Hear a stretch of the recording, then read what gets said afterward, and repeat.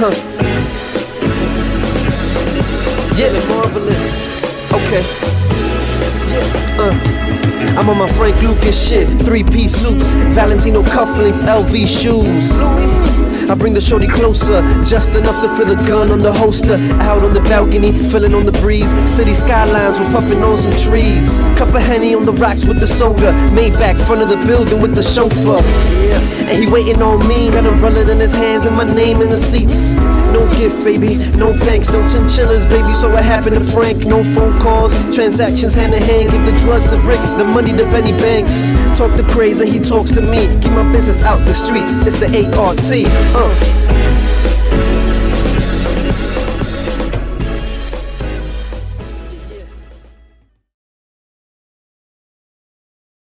Welcome to the show. We're filming one of our episodes. We're not covering a red carpet event. Craze is here. I'm here. He's here. I'm your host, Rick H. Craze is here. Benny Banks is here. Right in the building. Oh, that's it?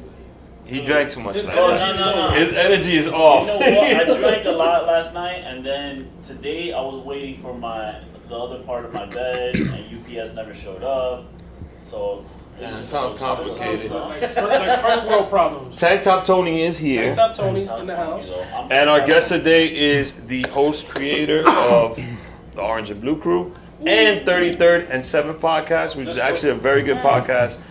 Anthony Donahue, aka AnthonyMSG. Anthony, welcome to the show. Thank you guys so much for having me. Really appreciate it. I'm looking forward to this. We are, my brother and I, avid Knicks fans just like you. Oh, yeah. Lifelong. I'm not. You probably live a stress-free life not being a Knicks fan. Yes. No, I'm not gonna say that. What? I was gonna say Knicks, but no, I'm not gonna say. You guys are all I mean, you can. I mean, you You guys are can. all There's Knicks fans. no. But I don't mean it's like You have specifically fucking no Knicks. ties. I just mean like.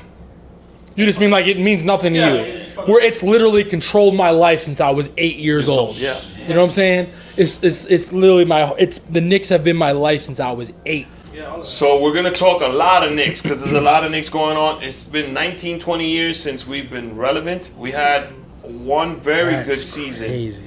one amazing season under Coach Woody. We got one playoff victory, one series win. We could have got more. I believe we gave up too early. Times that year too.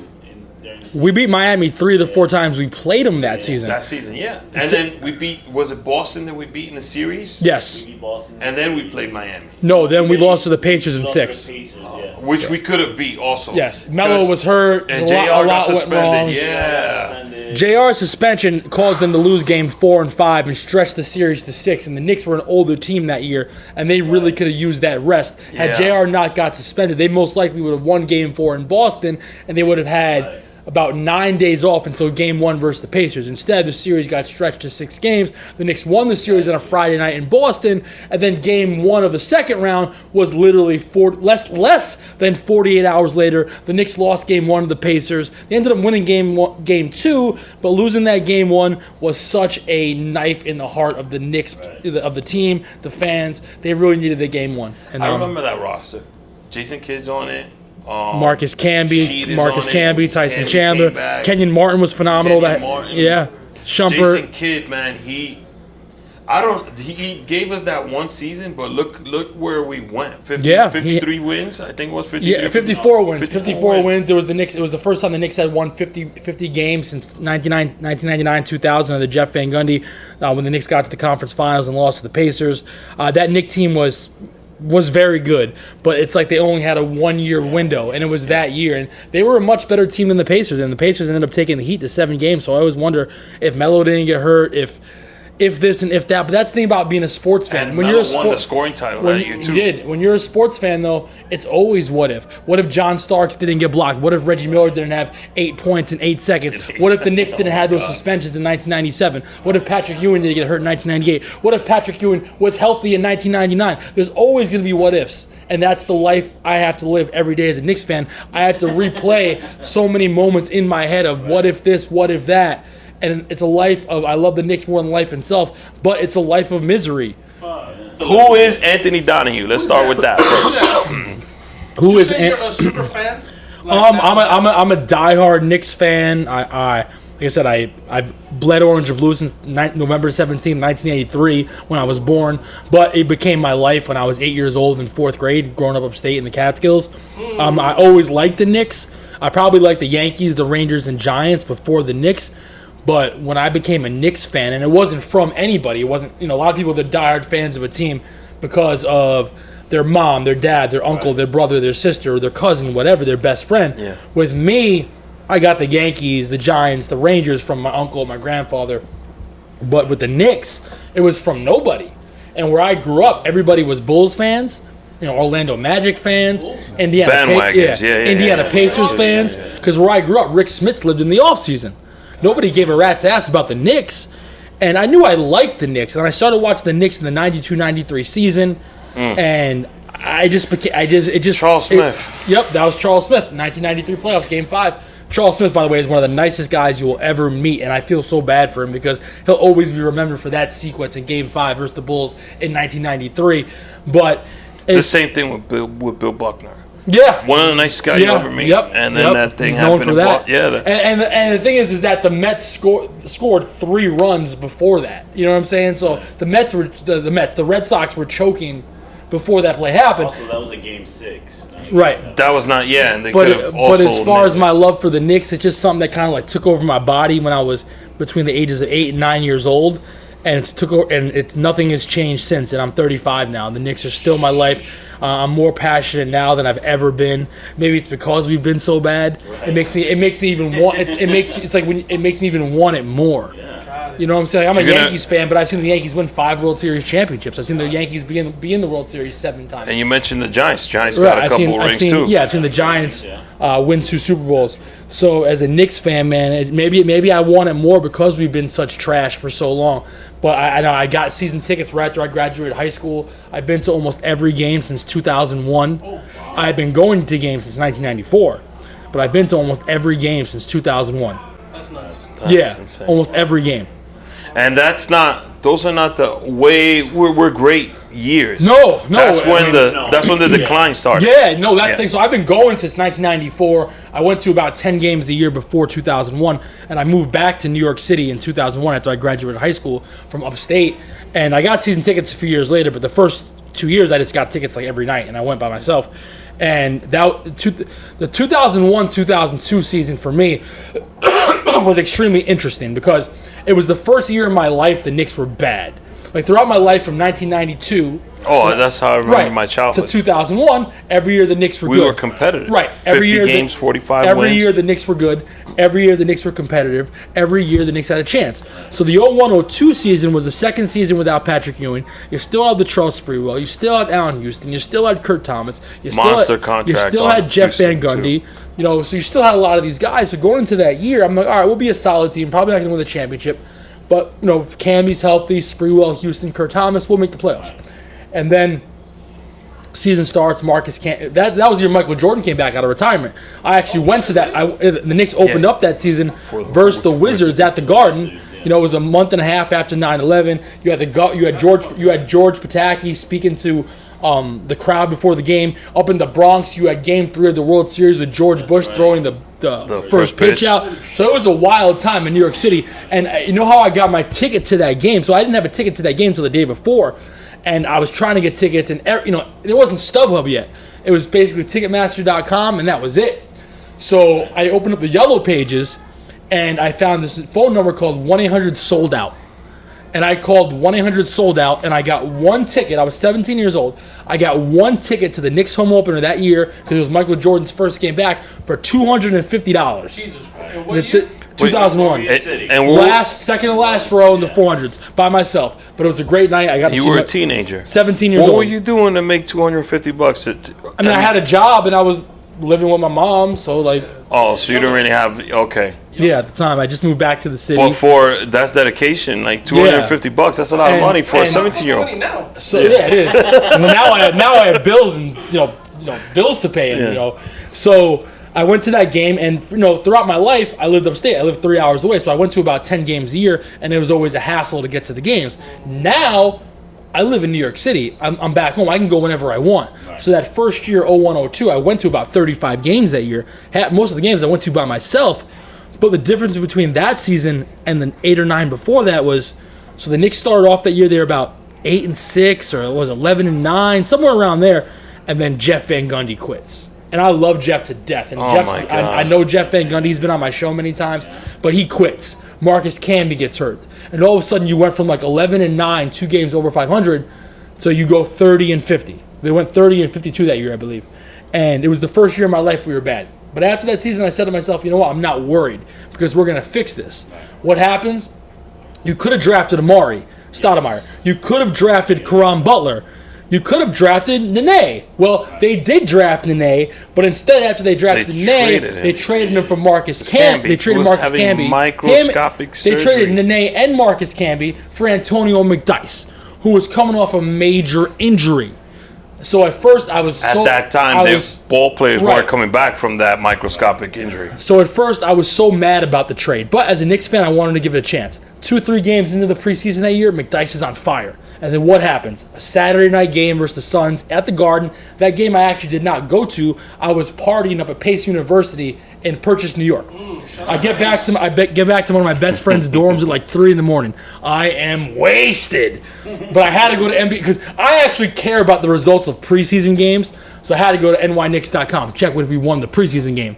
Right. I go on the internet. Obviously, it wasn't on your phone yet. It was 2002. Yeah. Right. Says I think the Knicks did win that game, but McDyess goes down. I'm like, what the? Can I curse? Yeah. I'm like, what the fuck? And then you see the injury, and you see that he was in the game with 10 seconds left. He gets a putback dunk. He slams the scorer's table, and I'm just like, wow. And I didn't know it was going to be that bad. And the next day we find out is he still playing? He's out. Seconds? He's out for the year. So now I'm like, wow, this is going to be the second year of my life we're going to be bad. And we were awful that year. But the problem with being awful in the 02-03 season is that we weren't awful enough. Because we ended up getting the 9th pick and ended up drafting Michael Sweetney when you had guys available in that draft like Carmelo Anthony, Dwayne Wade, Chris Bosh, and obviously LeBron James. And then, I remember that. And then I can go through every year from 2002 to 2019 and why every year sucked in its own way. A year later, getting Stephon Marbury. I thought I was a huge Stephon fan since he was playing high school basketball in Lincoln. And that was a disaster. And I love Steph. And that was a disaster. So many things have just gone wrong. We got a theory about Steph, me and my brother. Go for it. What's that? I honestly feel like we didn't do enough. No, that's true. Oh, listen, because he put up his numbers. He did his part. But we didn't do enough. We got these. You know what I love? Stephon Marbury is one of the most talented point guards in the history of the NBA. Ever to play ball, yeah.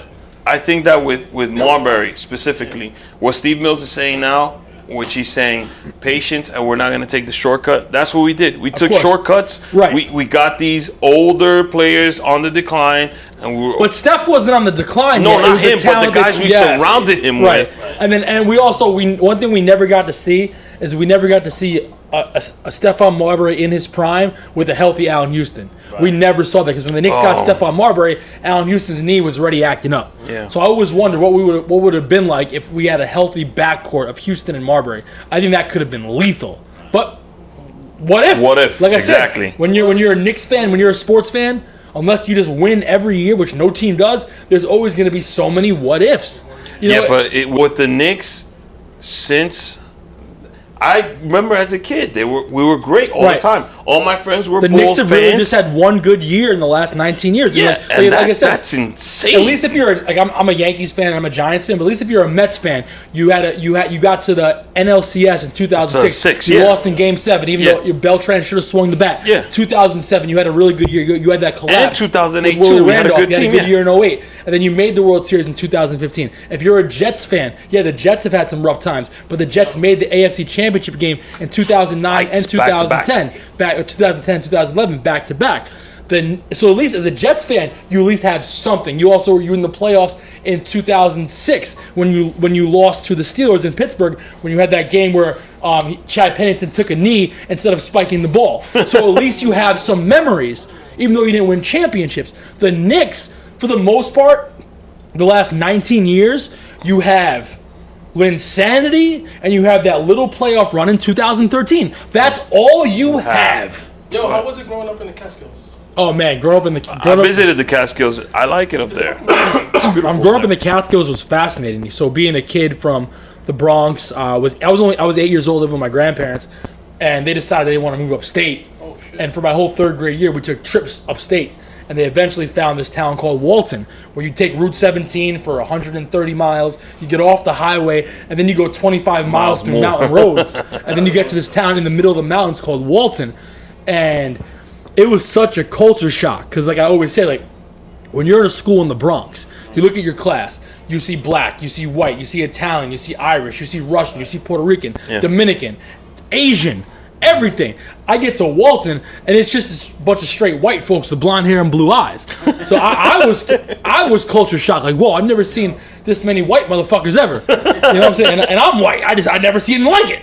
I never see anything like it. Our director's from a small town in Pennsylvania, also. So he's from Reading, so he knows what's up. So it was quite the culture shock, but it was the best 8 years of my life, and I'm so thankful my grandparents brought me up there, because some of my best friends are from there. I go up and visit when I can. I know, a lot of my friends are not living there anymore. They're spread out across the country. It's a beautiful area, though. It is. It's really close to Woodstock, Hudson Valley. Yeah. I climbed up some mountain up there where there was like a Buddhist temple. I went up there once for like an entire weekend. There's a Buddhist temple up there. Yeah, I didn't appreciate. The Dalai Lama has been there, actually. Where did you get these facts talking about? I'm talking about the Catskills. When I went to the Catskills for a weekend, it was a Thursday to Monday trip, I think it was. Yeah, so Walton is about an hour and a half past Woodstock, though. Yeah. Walton is deep. Oh, it's further. No, that's further up there. So, but I like that little area. And that's the thing I didn't appreciate when I was a kid, but the beauty of where I grew up. It's extremely beautiful, with the stars at night. Things you don't appreciate when you're a kid. When I go up there and visit now, I just be looking up at the stars like, gazing, you know what I'm saying? It's peaceful. What part of the Bronx you grew up in, until I was 8 years old, I was off Gun Hill Road on Duncan Street between Gun Hill and Burke Avenue in the Jamaican area. Hell yeah. Yeah. That's jerk chicken up It's real up there. Jamaican area. Shout out to the Bronx. Since I've been 18, I'm in Co-op City. Okay. Yeah, I like those. And with the way rents or so much is changing, unless I become a billionaire, I'll most likely be in Co-op City the rest of my life. For sure. And I own my apartment, and I see all of Manhattan and all of Westchester. I'm in the top floor. I got the penthouse. So unless I become a billionaire, I'm most likely going to be staying there. Party at Anthony's crib. You know what I'm saying? Yeah, for real. After party. For real. After the show, it's the after party. Word up. So I'm gonna bring it back. So you already spoke. One of my questions is, how did you become a Knicks fan? You explained that. Yeah. And I'm gonna give you an explanation to your question. So my passion, New York City, is all about basketball. Yes, it is. And if you strip away, the Yankees been successful, and there's a lot of people that are Yankee fans, but they're also on the bandwagon. Yes, of course. But at the core of New York City is basketball, Yes. and it is the New York Knicks. And because we've been so bad for 20 years, that's why the team has died out somewhat. Yeah. And you talk about it a lot, those stragglers that weren't rooting us when Marbury was I here, know. when Isaiah Thomas was coaching, or Yep, when Larry he was president. Brown. Larry Brown. And we didn't even give Larry Brown. We had all these Hall of Fame I was coaches. so excited about. I'll tell you what. Fame coaches. Of all the things that didn't work for the Knicks, and there's been a lot of them, that's for damn sure. One of the things that bothered me the most was Larry Brown. I was so excited when the Knicks got Larry Brown. I was actually at the press conference at 21 years old, working for ESPN Radio. I'm still mad that Larry Brown didn't work. That season, I was producing the pre and post game shows on the radio at 21 years old that year, and that season was a complete nightmare, absolute nightmare. Again, we weren't supposed to win the championship, but that team should have won 45 games. That team should have been in the playoff. That team had talent, and that team was a complete disaster. As Mark Berman of the Post called it, Team Titanic. And of course, the worst thing about that year, because before the season we thought we were going to be good. The season starts, we start off 0-5. And then once we got to about 0-5, I'm at ESPN, I'm at all the games, and I say to my friends, and I'm like, wait a second, fuck. We're 0-5. And then we were 2-7. We won 23 games. But once we got to 0-5, I said, you know what? We don't have our fucking draft pick. Because going into that season, we thought we'd win 45 games, be in the playoffs. And I'm like, fuck. We traded our draft pick for Eddie Curry.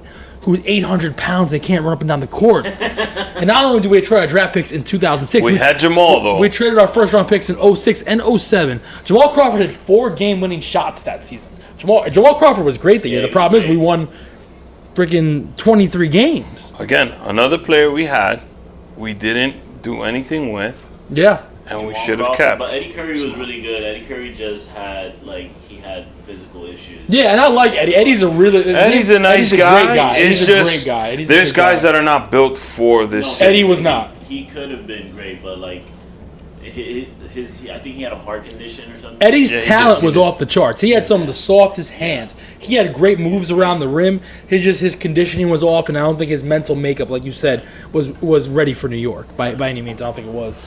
And I remember that season vividly. You mentioned Eddie Curry. All those years come back. So you're a diehard. So the only bright spots for me in those years was David Lee, Nate Robinson. David Lee was great. Nate was fun that year. I remember the game where Nate was on the bench and he came off and scored 40-something points. That was New Year's Day 2010. Yeah. That was New Year's Day 2010. And I always said, if we just give this guy a chance. We were watching that game. It's a curse. New Year's Day. Me and my brother, we used to watch the Or game. was it the day before New Year? It might have been New Year's Eve. It was around that time yeah. frame. I know that he was in In Larry Brown's Atlanta. It was in Atlanta. doghouse. No, Mike D'Antoni's doghouse.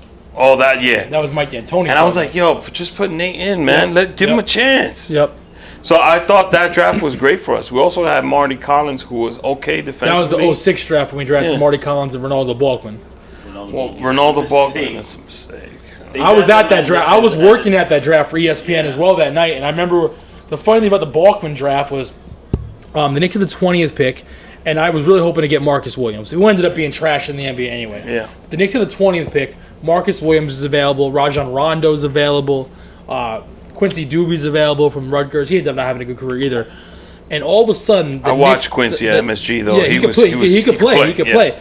All of a sudden, the Knicks pick and they draft fucking Ronaldo Blankman, and I'm like, who the fuck is this guy? And I was actually in the green room, and I turned to Rudy Gay, and I'm like, you know who this guy is? He had just got drafted. He's like, I don't know who it is. So at the draft, and this is the only draft I ever worked at.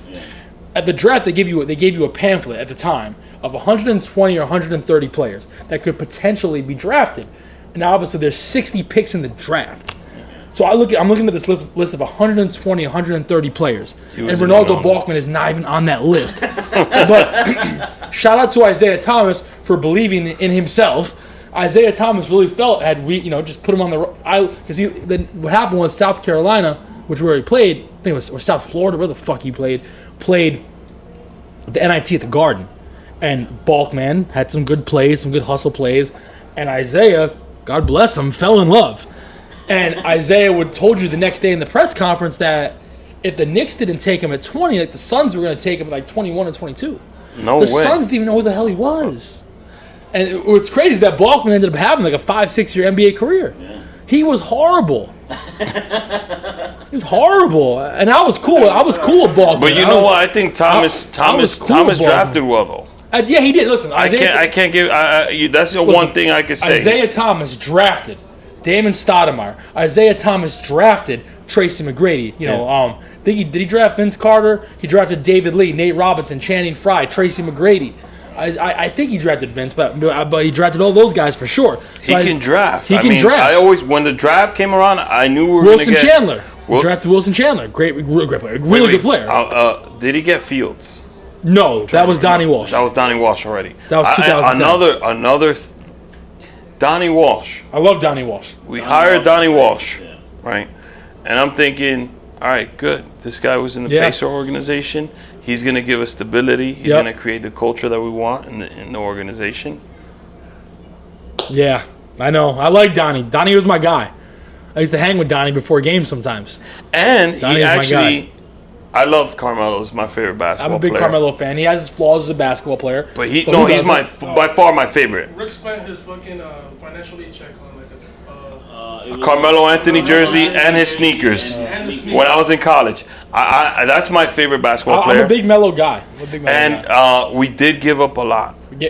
And Donnie was hesitant to make that move. Well, the thing is that Melo won in New York. And to this day, I'll never believe that Melo would have signed with the Nets. The reason I say that is because The Nets had another year and a half to play in Newark. Melo and Lala were all about coming to New York City, the bright lights. Yeah. There's no way in God's name, I truly believe that Carmelo Anthony was going to go play in Newark. Nothing against any Newark listeners. Yeah, fuck There's Newark. They're still the New Jersey Nets to me. So There was no way, as a free agent, Carmelo Anthony was going to sign in Newark and play in Newark for a year and a half before they went to Brooklyn. There is no way Carmelo Anthony was going to have Lala sit courtside in Newark.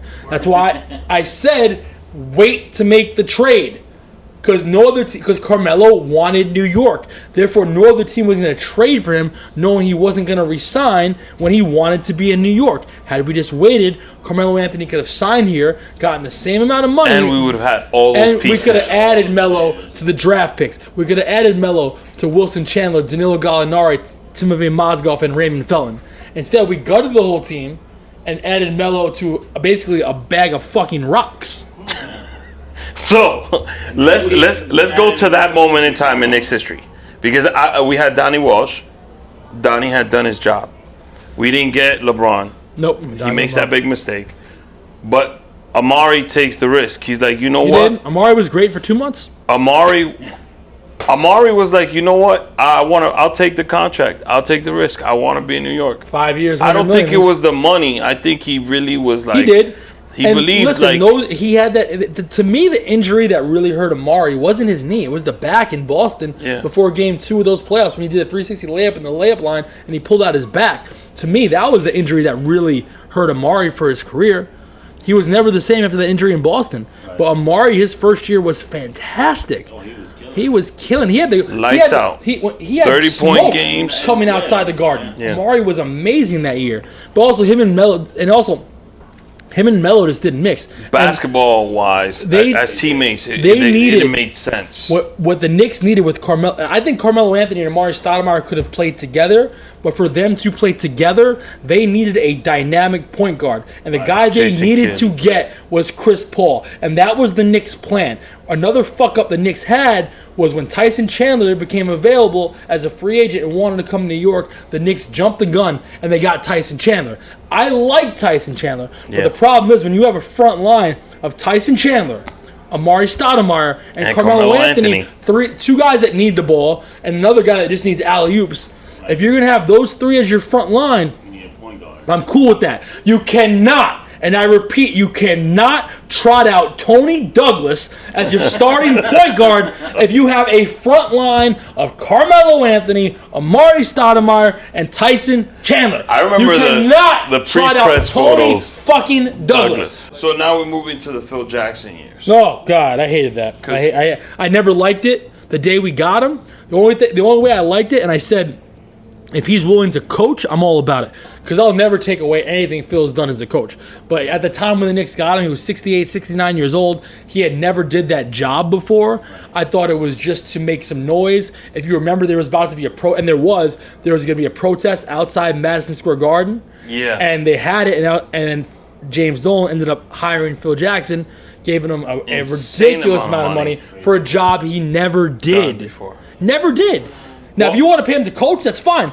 But you don't pay a guy 68, 70 years old to do a job he's never done before. I thought that was ridiculous. And he acted like a complete bozo. I thought it was terrible because he didn't even want the job. No, he They gave didn't. him a crazy amount of money. Yeah, but the thing is, his last season with LA, he wanted to do this crazy thing where he wouldn't coach a road game. Right. And Rambis would coach the road game. I mean, that's a disaster. You can't do that. When we got him, I was like, I'm going to give Phil a chance because you got to give it a chance. Every move we've made, I've cheered for it. You have to. I cheered. We got an old, crusty veteran. All right, maybe there's some magic left in there. Maybe it'll work. It'll work. Steve Francis. Shout out to the Star Chides backcourt. Stephon Marbury and Steve Francis back. The Star Chides backcourt. You know, if it was getting McGrady, if it was getting whoever. Baron Davis. I cheer for it. Actually, B. Diddy, oh man, I wish he was healthy with us. Listen, B. Diddy gave up his career for that Game 4 versus the Heat when he never played again after that game he got hurt. So I always got love for Baron Davis. Always. It's just, I cheered it, but I knew in the back of my mind, if this man was only willing to coach home games for the Lakers, and we had to, when they signed the contract with Phil to be president, there was all these extra things that weren't Oh, reported ridiculous. about him going back to his ranch or Duh. the accommodations. So I was like, he's not really interested in being here. Now we're in the present day. Phil gets fired in Montana. Yeah. Oh shit. Yeah. So now we're in present day Knicks. Last year, well, let's say Phil, the good thing was he gave us Porzingis. He gave us a little hope. A little bit. Wait, how did you feel about the Porzingis draft?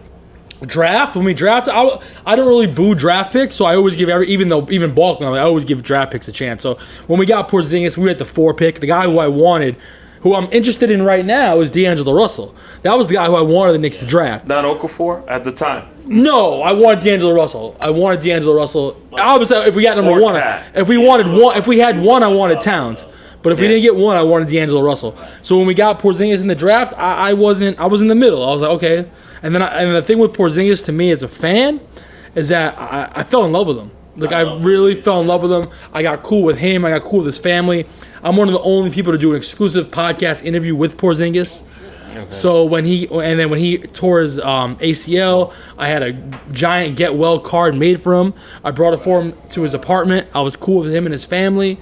One year on Christmas, his mom and dad brought me Latvian cookies. Hey. So when Porzingis asked out, and anytime I did an event, he would give me autographed stuff to give out. So when Porzingis, I heard he didn't want to be here, it broke my heart. And I'll never say anything bad about the dude because he treated me really well. You know, and him and his family. I mean, he gave us. I honestly feel like he did. He played for us sucked, as well man. as he could There's have. something shaky there, man. I don't know, man. What? I don't think he just didn't want to play here. I know he didn't like losing. Like he didn't want to lose. Maybe but he I don't felt know like he was about- in a position to demand certain things, or he wanted. The crazy the team thing to is, go to a what bothered direction. me is that we have his rights because he's an Right, unrestricted he was- free agent. Yeah, it's So not we like could have matched any offer and he would have had to stay. And I don't think he would have demanded to leave. I don't know. And that's it. I don't know. We may never know. So I go back to that day we traded for him. And I remember that day I was chilling at home and I think it was about 12 o'clock and I think Adrian Wojnarowski reported KP's not happy. So I was like, all right, whatever, no big deal. We'll get through this. Knicks are exploring. Hour trade was the next one. later, Knicks exploring trade for Porzingis. I'm like, what the fuck? Hour after that, Porzingis is gone. It didn't even happen over the course of a day. It was 3 hours. He went from not being happy to he's not a Knick anymore. I couldn't believe what was happening. I couldn't comprehend it because. And one thing he was the last player, and my love for the Knicks has not changed at all. Yeah. I love the Knicks more in life itself, but I think the thing about Porzingis is that he will be, for me, especially because I'm older now, he will probably be the last player I fell in love with. Wow. I love RJ Barrett, but I don't think I could ever feel the love again I had for Porzingis. Right. Like I felt like there was something there. Pause. You know what I'm saying? Yeah. Like I had so much love for Porzingis and his family and his brothers. His brothers are so good to me. And you know what I'm saying? You know what I'm saying? I just don't know if I could have that love again for a player like I had for Porzingis. So when he got traded and I heard he wanted out, I couldn't believe it. I couldn't believe it. So let me ask you something.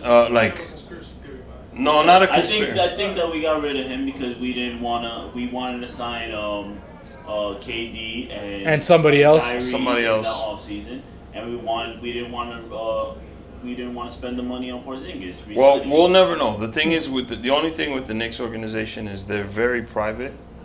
There's a lot of rules and regulations when it comes to media and talking to media as from people from the front office standpoint. Because when he got drafted, he wanted to come to New York. He loved being a Knick. He loved it. And he loved being Melo's teammate. Every time I saw him, he was like, he loved the city. He loved all the entire. I don't know what happened there. I know KP will still be dominated. He'll be the same player when he comes back, and now he's gonna play with Luka. So I'm not gonna be able to handle it. So now we're at present day where I knew. You know what? I think the Knicks were like, we're not going to go anywhere. We have this blue chip prospect. Let's just go for broke now. Yeah. Try to get this first pick. Try to get this money to sign 2 max players. So that I think that was their game plan going into And this. I think it's still their game plan. We just with the Durant injury threw a lot of things off, and obviously we're going to see what happens in a few days. But I think their goal still trade is also throws some things off. Yeah, a little bit. I don't think Davis was on our radar. I think Davis is. Anthony Davis is He's a Laker now. Oh. Yeah, he's not going to the Knicks. Yeah. Yeah, that's. We need to. The Lakers gave away. I fuck with the Lakers. The Lakers gave I hate away the Lakers. I hate their fans. most of their team, most of their picks for one guy. Yeah, So it's but- basically the Lakers, Kuzma, and LeBron. then- It's I don't Anthony Davis, understand LeBron, how and Kuzma. They're trying to sign another max player, but they don't have enough money to even. They don't have enough players. They should just use that money to just sign good players, like decent players, not sign another max. Well, that's player, what they not did even last have a bunch of offseason. It just didn't work. dudes coming off the fucking bench. But forget the Lakers. I want to talk about my Knicks. So let's get to the draft night. We're in a position. We didn't get the lottery. Because for me, dream scenario was at least getting Zion. Yeah, we had a 14% chance. So the odds were so not in our favor. The thing is, I like that we got a top 3 pick at least. At least. Yeah. I didn't want to go Look- to 5 or 7. Listen, 4 or 5 would have been a disaster. I mean, you could get a great player at 12, but I think the 3 was what we needed. I love RJ Barrett. Is he going to be great right away? I don't know. He's 19 years old. He's young. But I think getting to the 3 was definitely a blessing in disguise. But what I do like about RJ is every time he talks about his love very for the mature. Knicks, very mature. And he understands the sacrifice that his parents made for him, Yes. his character to Yes, me. great character. So the Knicks are trying to build this culture now with Scott Perry, Fizz, who I love. When we hired Fizz, I was happy about that. And then Steve Mills, who I'm on the fence about.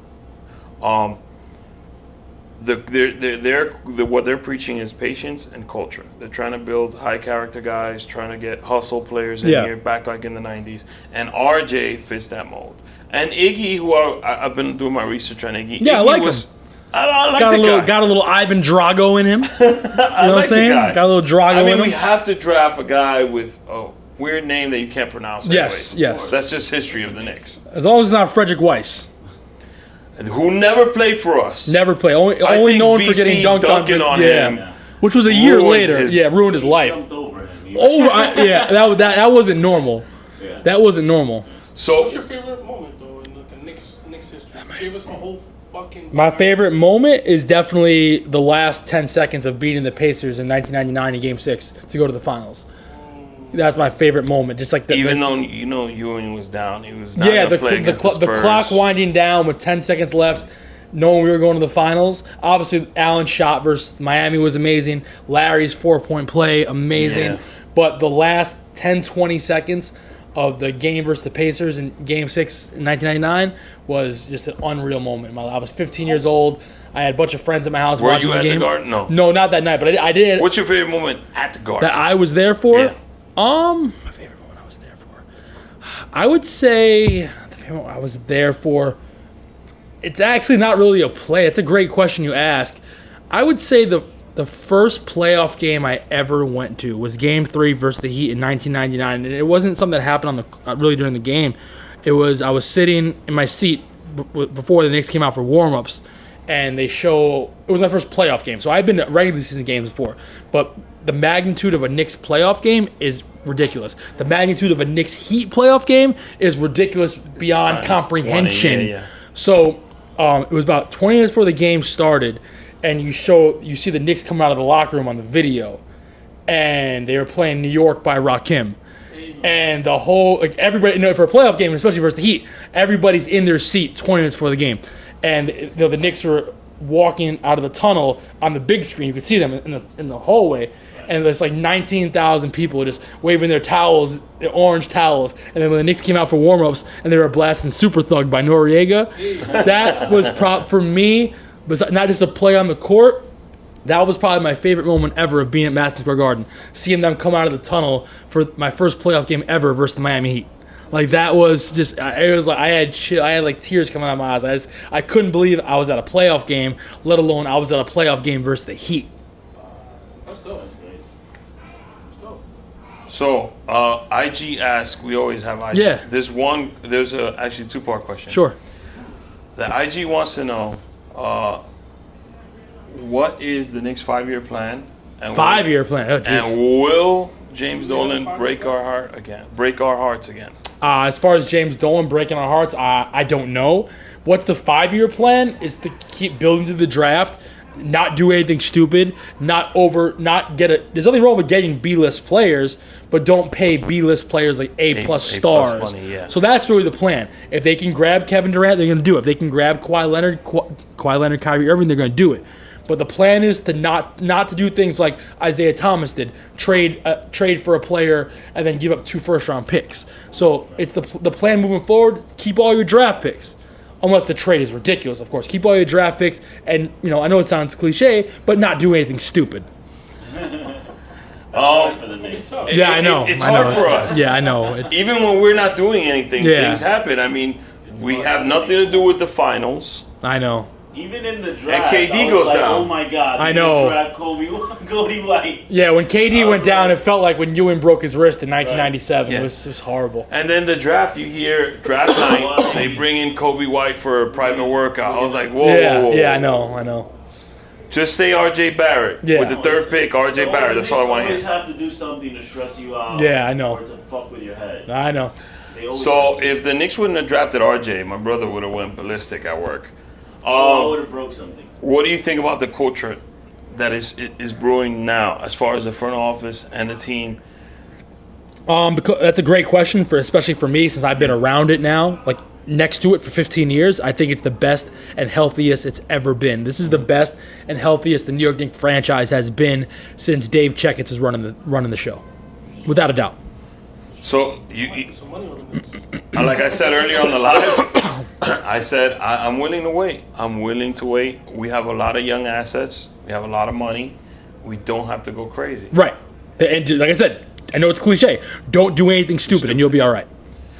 So another question is: Will Wicks. Will Too That's much El Presidente, man. will the Knicks ever win a championship in our lifetime? I mean, I gotta say yes, right? For my personal sanity, It's easy to say and no, but I well-being, gotta say yes. Yes, hopefully. Hopefully. So my brother's theory is in 5 years, RJ recruits Zion. Oh, I know. Yeah, that's That's- what I feel like is gonna happen. So that's the theory he's got. We'll see. So let's talk about this free agency. Yeah. June 30th. That's when it could happen. That's when it could happen. Knowing what you know now, KD's hurt, Ah! Clay's hurt, Would you Davis wanna is sign traded. KD? Yes. Well, so let's talk here's about, the thing. Let's talk about Durant first. Yeah. Yes, I would sign KD in a heartbeat. You have Give him the to. max Yes, you have to. How many years though? 10, whatever he wants. Whatever. You have to. I know we've had bad luck with getting injured players or Allen Houston getting hurt 2 years into his contract, trading for Antonio McDyess, signing Amari Stoudemire, Baron Davis, but it's Kevin Durant. He's still young. He's not 25, but he's still young. He's always going to be 7 feet tall. He's always going to be able to shoot over everybody. I think you have to do it. Now, the other And thing, his game's not really violent like right, Westbrook. right, correct. No, Westbrook, zero chance. I'd sign Westbrook now, but I wouldn't sign Westbrook coming off a torn Achilles. Zero chance. Now, I don't think it's going to happen, but here's what there's a chance of. If there's a chance in fucking hell Kawhi Leonard is interested, then if you sign Kawhi, which I don't think it's going to happen, but then you kind of punt on Kevin Durant and you go after another free agent, even a B-list free agent, if you can get Kawhi. If you're not going to get Kawhi, save! Okay. There you go. Holler. If you're not going to get Kawhi and Kevin Durant is interested and he's willing to chill for the year or come back in March, you have to do it. You have to. You think KD comes back in March? No, I I don't think he's know. out for the whole most year. likely, I'm just saying, most likely. My dream scenario is they sign KD, maybe get Kyrie. We get the 8 seed. KD comes back March 20th. That's a good one. Mine is Kawhi. Well, Always real dream, been- Kawhi and somebody else. Even when the rumors were Kyrie and KD, Of I course. actually would prefer Kawhi and KD. And if there's, one thing I've learned too over the years, you can never tell what these guys are thinking. But if there's one guy you can definitely not tell what he's thinking, that is the fun guy, and that's Kawhi Leonard. Kawhi Leonard. So Kawhi and you would punt on KD. I would still. If you can get Kawhi, I'm punting on KD. because then I would get Kawhi and somebody else. But if you can't get Kawhi, you can get KD and somebody else. I'm doing that. But if you can get Kawhi, you get Kawhi and somebody else. What if we do a Knicks thing and we sign KD first and then go after Kawhi and Kawhi says yes? You do Kawhi it. and KD, But if you have to get, do you it. have to do. But if you can get Kawhi first, then you get Kawhi and somebody else. Yeah. Okay. Kawhi says no. We sign KD. Then you get either another free agent or you just let KD chill and save the cap space. And yeah, I believe Steve Mills when he says, and Scott Perry also, they said they're not going to sign I think B-list if we players. sign KD or Kawhi. Or you can sign a B-list player, just don't give him B-list money. Like, We're I'm not not gonna do like it. I have nothing against, for I example. guess it's the Tim Hardaway Jr. effect. Right. They're not I going to have give nothing that money. against getting Julius Randle. I have something against giving Julius Randle a max contract. It's not baseball where you can pay a guy whatever you want. It doesn't affect what you can do after that. So I have nothing against getting Chris Middleton or any of these guys. I have something against giving them max contracts and then strapping your cap No. where you don't have flexibility. That's what I have a problem What with. about Jimmy Butler? Same thing. I think Jimmy Butler is a great player. I think Jimmy Butler, you can win a championship with Jimmy Butler if he's your second best player. You're Okay. not winning a champ. Now, one thing I would be interested in, I don't think it's going to happen either, is Jimmy Butler and Kyrie together with RJ and everybody else they have. I would be interested in that. I think that's what the Nets might end up with. I know. Kyrie and But I think you Jimmy. cannot. If they let go of D'Lo, then I would. For the Knicks should go after D'Lo. Well, there's reports already that he's very interested in joining Davis and LeBron in Yeah. LA. So I don't like D'Angelo Russell and LeBron together because I feel D'Angelo Russell needs the ball to be effective, and LeBron loves to play all 5 positions in the court at the same time. So I don't feel like LeBron would relinquish just giving up the ball.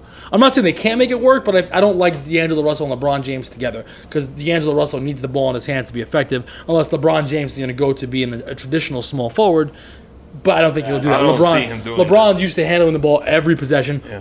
but we'll see. That's just my guess. What the hell do I know? So the A scenario is Kawhi and another superstar. Yes.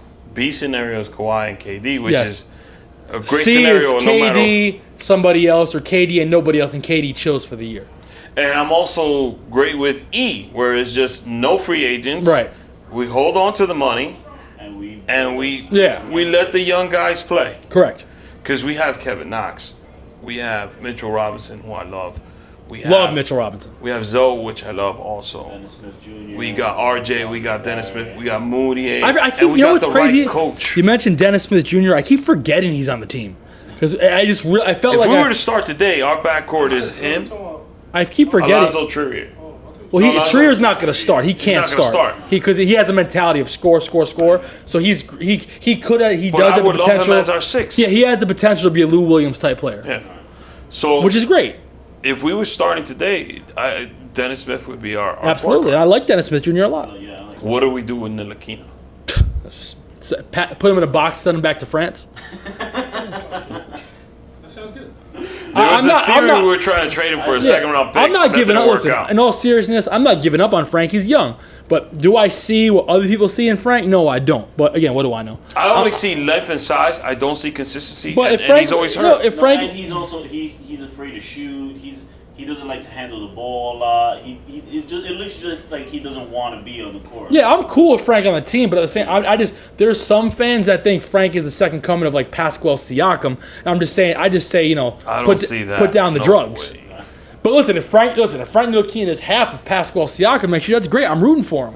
I just don't see it. But if that happens, great. What do you think Kevin Knox is going to be like this year? It's tough to tell because Kevin Knox is so young. And my thing with Kevin Knox, unlike like Alonzo Trier and I think RJ Barrett, I don't really, and I like Kevin Knox a lot. I just don't see that dog mentality in Kevin Knox, but I see a lot of talent in Kevin Knox. Well, and now he's that still, he has Barrett and he's still Mitchell, he's still really young he's though. not going to have to be the. Yeah, I think Kevin Knox is going to be a really good player. I have no doubt about that. So yeah, my dream scenario actually is not sign. If we can't get Kawhi, don't sign anybody. Right? Would you sign Kyrie and Jimmy Butler? Absolutely not. Not. Oh, you wouldn't sign them both. No. This is my thing with Kyrie. He's a head case. He is a head case. He wants to play in New York, but that's also a bad thing that he'll be in this area. And I don't think he is a closer. I'll give him that. He is. But he needs a facilitator, which is weird And because he he's likes the to point handle guard. the ball. Right? Yeah. He likes to handle the ball. But the thing is, I wouldn't sign Kyrie and Jimmy Butler because I don't think that's going to work out. In the though. middle of the pack in the Eastern Conference, and it's not really gonna. But I don't think. No, I think really we'll be like third or fourth around there. We won't be third or fourth because we still won't be better than Toronto. We still won't be better than the top teams in the East. Well, it's just Toronto and Philly right now. Yeah, but then he's gonna put it.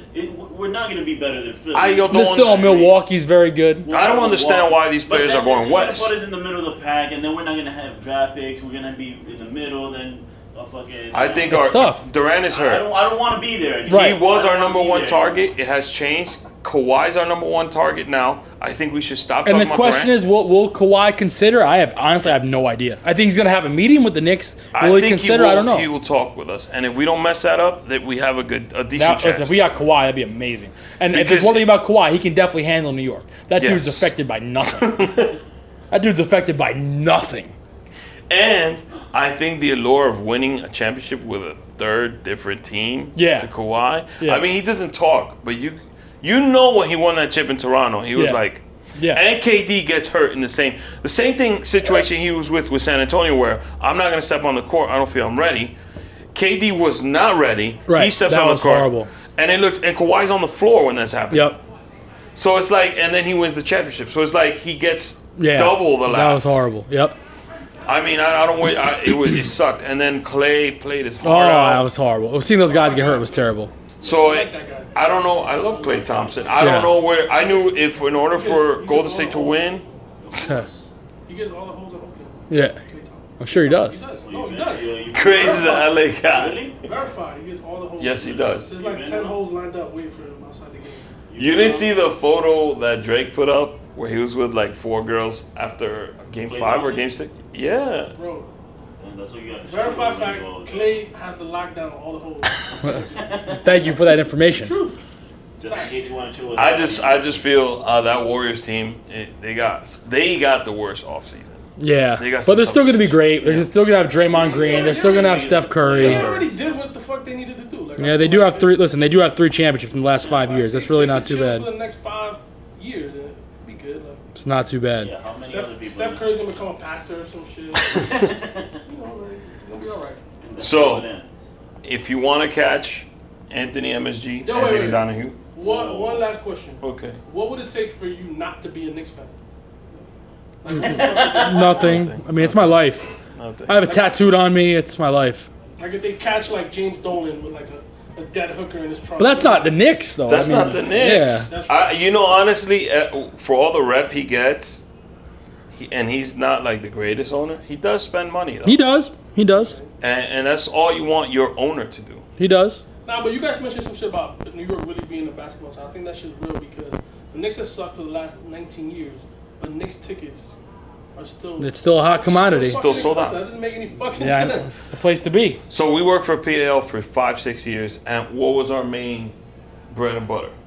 Basketball. Yeah. We ran tournaments, Citywide, Dykeman, all that shit. Nice. But... Shout out to the mayor, my boy Mikey. Shout out to the mayor. But we still can get fucking free Knicks tickets. Yeah, it's hard to get. No. We did a Garden of Dreams with the kids, and it was dope. Like, they put us in the suite.